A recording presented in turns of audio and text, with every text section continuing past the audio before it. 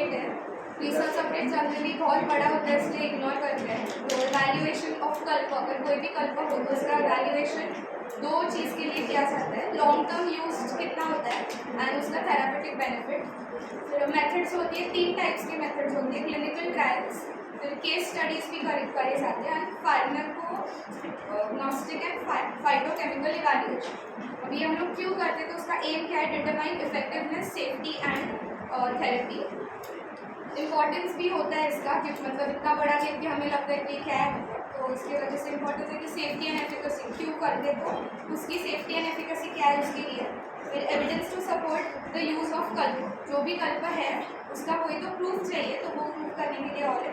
And third होता है improving the outcomes of the patient को देने के बाद उसके क्या बेनिफिट्स होते हैं, ये सब चीज़ें के लिए करते हैं। तो इसमें an evaluation of the oral toxicity of Shwaskas Chintamani Ras in Wistar rats for 90 days repeated administration. अभी विस्तार रैट्स ये बायोलॉजिकली हर जगह पे मतलब मोस्टली यूज़ करते हैं कि कोई भी अगर उनके एक्सपेरिमेंट करी तो फिर उसके हिसाब से रिजल्ट आते हैं। ऑब्जेक्टिव्स क्या है, टॉक्सिकोलॉजिकल रिसर्च एम्प्लॉइंग हर्बोमेटालिक मेडिसिन, मतलब चिंतामणि श्वास जो मेडिसिन थी वो हर्ब्स और मेटालिक, उसमें पारक भी बोला था और हर्ब्स भी है उसमें। फिर confirm that such medications has no harmful effects on humans. Respiratory में उसका यूज़ बताया, respiratory infections. फिर श्वासकास चिंतामणि रस used a subclinical study with albino-vistar rats to characterize its toxicological effect.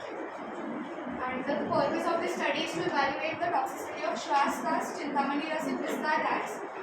90 days, मतलब वो जो rats है उनको 90 days के लिए वो दिया था ओरली, और फिर उस पर मतलब डिसाइड किया कि यूज़ कर सकते हैं कि नहीं। मेथड बताइए जिसमें विस्तार रैट्स थे 160 to 180 grams और divided into 4 groups, each containing N equal number of male and female rats. फिर 2, 3 and 4 were administered with low dose.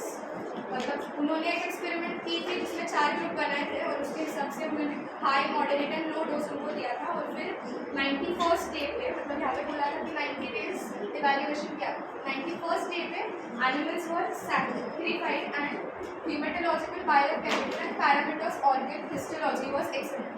तो उनका जो भी है बायोलॉजी रैट्स का, उसके बेसिस पे एग्जामिन किया और रिजल्ट में क्या आया कि study reveal that there were no apparent harmful effect or death from Shwaskas Chintamani Ras in 3 dose levels.